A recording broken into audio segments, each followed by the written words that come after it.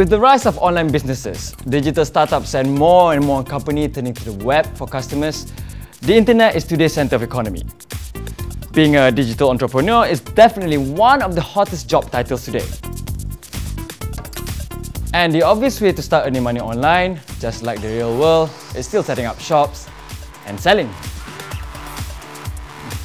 From big online malls like Amazon to hot fashion domains like ASOS, it's taking lesser clicks for retail therapy to work its magic. Nowadays, there are even e-commerce solutions that help you launch your store on their platforms, like Shopify. But is it really as easy as just setting up a shop and waiting for customers to magically walk in? It's a new collection, right? First, let's find out just how much our own shoppers have taken their favorite indulgences to the web. Bro, how are sales this month? Eh?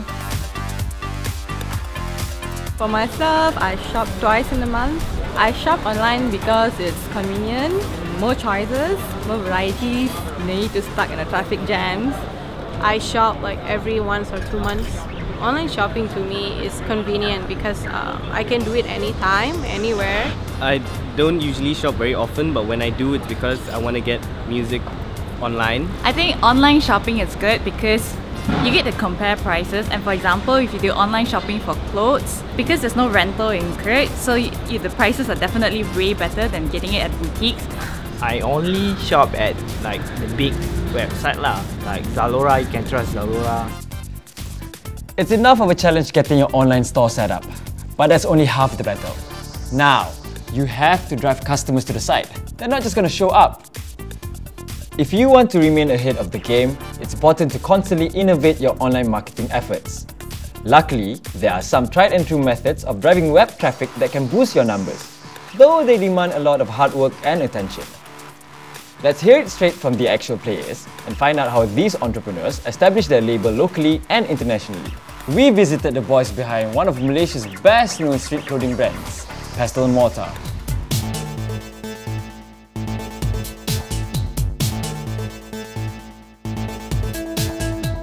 I knew nothing about fashion when we first started. I think the first thing we actually asked ourselves was like, okay, number one, why do we actually want to start a clothing label? The thing was, in Malaysia, back then, there were not many sort of local brands. And we're like, you know what, if we're going to do a clothing label, what's going to make us stand out from the other sort of thousands or hundreds and thousands other labels out there? So we kind of told ourselves, I think it would be, what do we know? Number one, all of us are Malaysian boys. All of us sort of grew up in Malaysia, spent a lot of time here, so I think that would be the best to sort of talk about what we know. Number two, all of us come from very different backgrounds. For example, like I said, myself, architecture, Arnold, production, and Arthur from photography. So all three of us are like ingredients sort of mixed up into one. So hence why the name Pestle & Mortar. First of all, we wanted to target people like ourselves. People into the same sort of music, people who like the same sort of like culture. Starting up, all of us, to be serious, we started the company with 5,000 ringgit. That's all we did it with. That was actually spent of course, part of it with production. The other side of it, just the online side of stuff. First of all, of course, it's about buying the domain. How much did that set you back? Like 200 bucks. Of course, the next part was to come up with you need a sort of web developer to sort of develop your site. Pestle & Mortar being a very sort of lifestyle brand, we concentrate a lot in regards to marketing. Not only, of course, physical, but as well as online as well. So even in regards to feedback as well, we connect with our customers quite a bit using social media and Facebook. We do a lot of events, on-ground events, and we do that reason being is that we actually want to get to know our customers. The differences between online and the physical shop. Of course, when it comes to a physical shop, you only kind of cater to the people around you and people of Kuala Lumpur, and for those people sort of come to Malaysia or to KL. But of course, for the online store, we're able to sort of cater to a wider sort of audience. We've been really fortunate. We've actually got orders all the way from Singapore, from Australia, even from the UK and US.